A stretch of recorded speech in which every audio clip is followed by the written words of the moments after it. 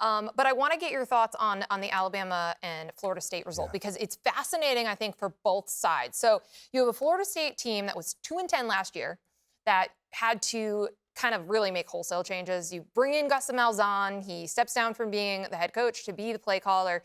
You go out and you hire one of the best DCs in the country from Nebraska. Thomas Castellanos comes in. He talked a big game all summer. And they looked so different, so confident, so urgent, so motivated. And then this is an Alabama team that now has 4 losses to unranked opponents in 14 games under Kalen DeBoer. And, like, the sky is falling again in Tuscaloosa. So you tell me, when you used to watch the Nick Saban Alabama teams, what did they look like to you? Super disciplined. Okay. Super physical. Yep. And that they were just, like, very methodical. They were going to control the line of scrimmage on both sides, and they were going to beat you by doing something that you probably knew what was coming. The other thing I would throw in there is those guys had a thirst and a will to win football games. So that's why they won so many. Even when they played bad teams. Yes. Even when they played bad teams. Did you see those things against Florida State? No. That's kind of the question here. So Ty Simpson, we have to give him his credit. Oh, no, he did fought. Everything he could possibly do hard. by himself. Yes, he did. But that's the biggest thing, though, is like, when you look at Saban, defense usually got things started, and then the lines of scrimmage on either side would get things started. I played against the Alabama team, had dudes all across the offensive line, defensive line. You knew you were going to be in for a dogfight, and nothing was going to come easy. And they went down the field early on in the game. You're like, oh, man, they got their mojo back. Yeah. No.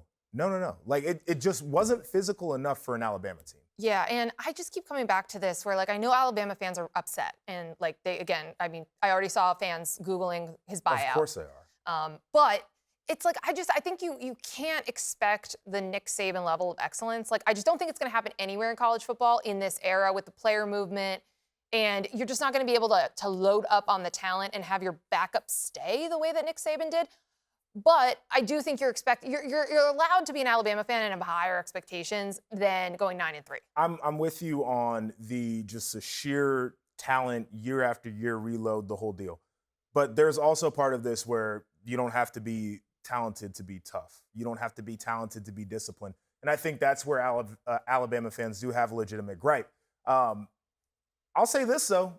Maybe this is just a microcosm of the whole SEC right now, where we gave that whole conference a ton of credit for all the things Nick Saban did. 10 preseason top 25 teams this year.